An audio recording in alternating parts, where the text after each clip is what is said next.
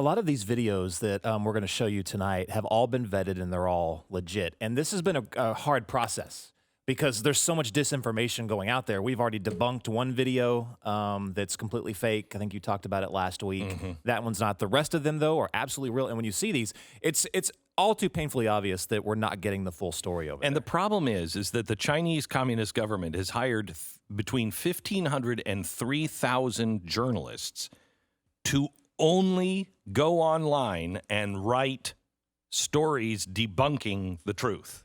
Yeah. So writing the communist line.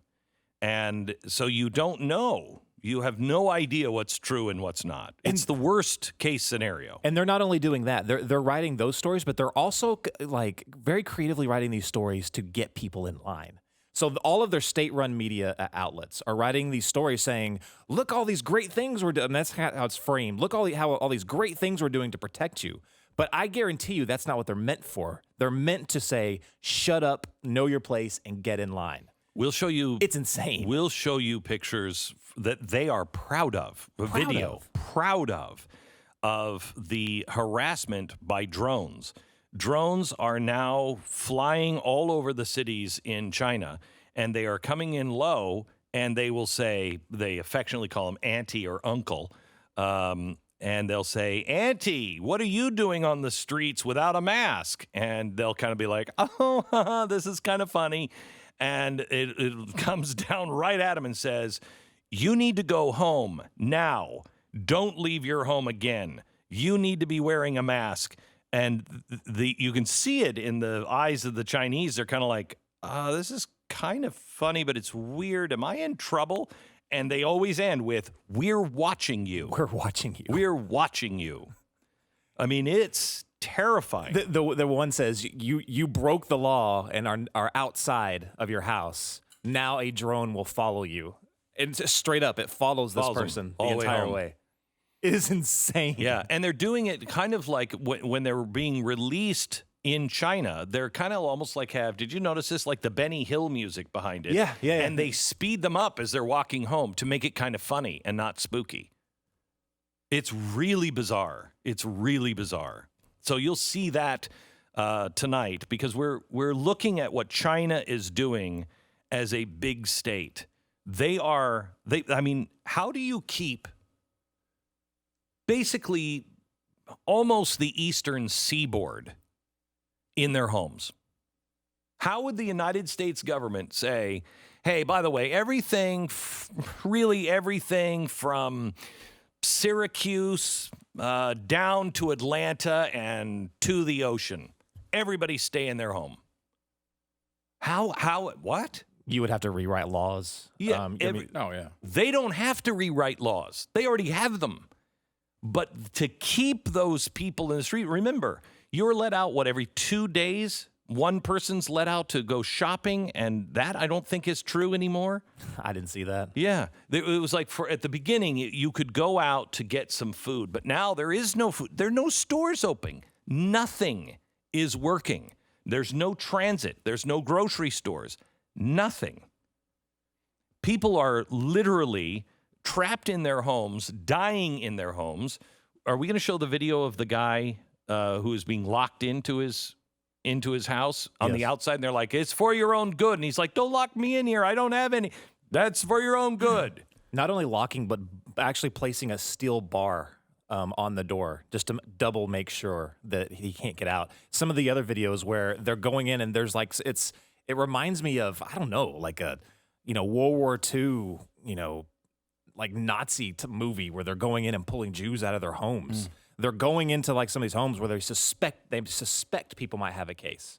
And we've got a video of this one guy that filmed across the street, and the police kick the door in. They go in, grab a couple out, forcibly separate them, and they're trying to fight the police off. They forcibly separate them, throw them in the back of two vans, and they both take off in different directions.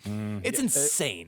Are the welding videos real? Where they've been welding people's doors shut? I haven't seen some of those. That. I haven't seen that. No, I haven't seen that. It's funny because like it would fit. I don't know if they are, but it would fit. The way they're dealing with this in the media is so strange too. I heard someone say the other day, like, is this China's Chernobyl?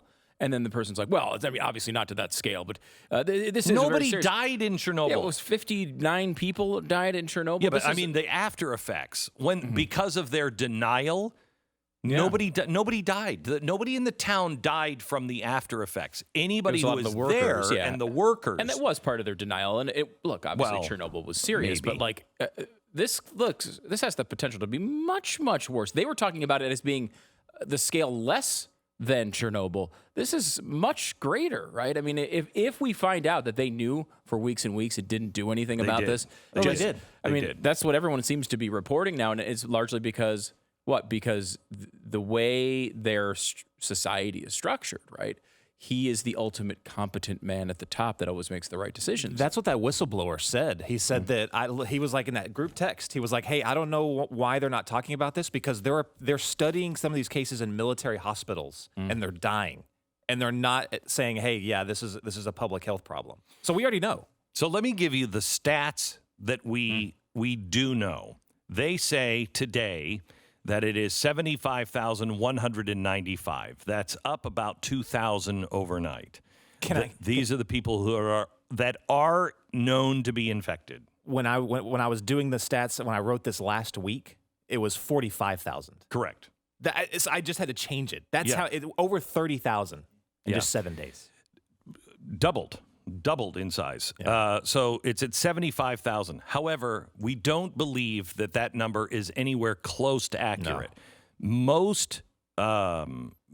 Most people who are willing to speculate, and I've got a story about Michael Bloomberg folding to China. You can't trust our own press here because they are in bed with China doing business, and so they want access. And they will not question and give you the truth because they'll lose all access. And it's just absolutely unbelievable and unreasonable for them not to at least say at the top of their broadcast, we at Bloomberg News have major outlets in China, and we have a deal with the Chinese government. We're reporting what we can in accordance to the Chinese government. That's all you have to say. Let us know you're not willing to say that because you don't want to lose your place in China. But you have to tell people that when lives are at stake. Wait till you hear the story about Bloomberg News. It's incredible. But make no mistake, they're all doing it. They're all doing it. So anybody who will go on the record, they believe that the actual number of infected now is over 350,000.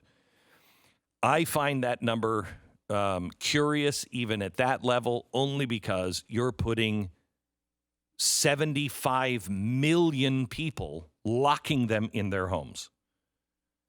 75 million people. That's, take California and just say California is completely quarantined. Everybody stay in their house.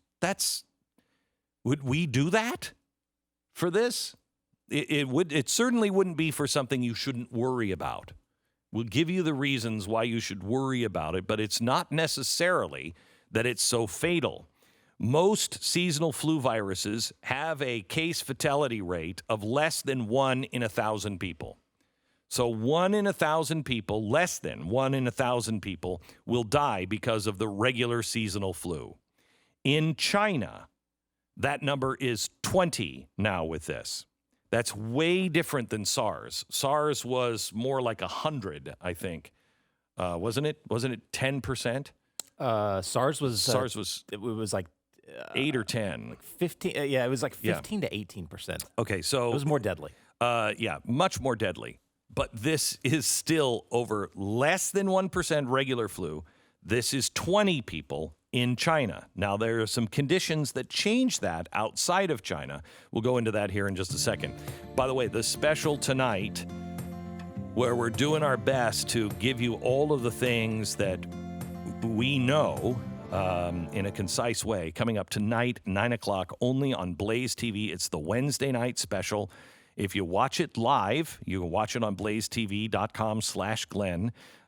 You can watch it live at 9 o'clock. Also, that's where you'll get it on demand. If you have a friend that doesn't have Blaze TV, you can tell them to watch it on the Blaze YouTube, but it will only be live there. So once it's over on YouTube. You can only watch it on demand at blazetv.com/Glenn. Subscribe today. Your subscription helps us do these specials. Use the promo code Glenn and save 10%.